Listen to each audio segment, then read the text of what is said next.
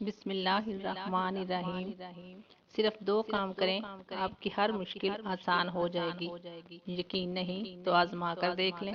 اس دن تمہیں اپنا وقت معلوم ہو جائے گا جب لوگ آپ پر مٹی ڈالیں اور آپ سے مصافحہ کریں۔ شکر ہے موت سب کو آتی ہے، ورنہ امیر اس بات کا مذاق اڑاتے کہ وہ غریب تھا اس لیے مر گیا۔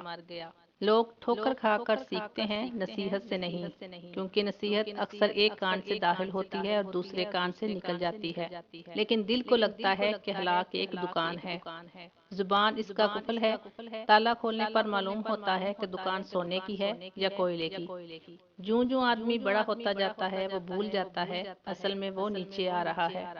اپنے دل کو مضبوط کریں اور اللہ تعالیٰ پر پورا بھروسہ رکھیں، وہ آپ کی ہر مشکل کو آسان کر دے گا۔ نفرت پھیلانے والے بہت کمزور ہیں، جس میں محبت پوری نہیں ہو سکتی۔ عقل مندوں اور بے وقوفوں میں کچھ خرابی ہوتی ہے، لیکن عقل مند اپنے عیبوں کو دیکھتا ہے اور دنیا احمقوں کے عیب دیکھتی ہے۔ ایک شخص کے طور پر جیو، کیونکہ انسان مر جاتا ہے، شخصیت ہمیشہ زندہ رہتی ہے۔ انسان دونوں صورتوں میں بے بس ہے، غم سے بھاگ نہیں سکتا اور خوشی خرید نہیں سکتا۔ فالکن اور ہاکس کی موجودگی کے باوجود نوجوان پرندوں کی نشوونما جاری ہے۔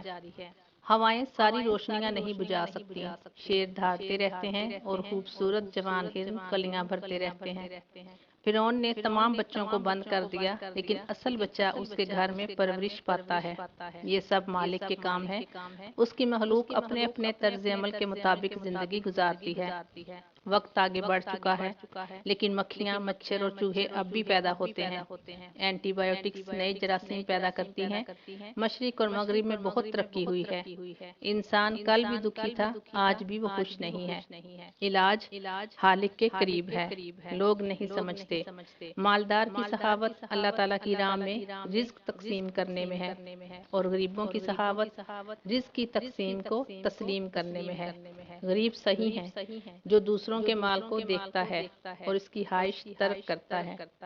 رحمت اسی کو کہتے ہیں جو انسان کو اس کی کوتاہیوں کے باوجود کرنا چاہیے۔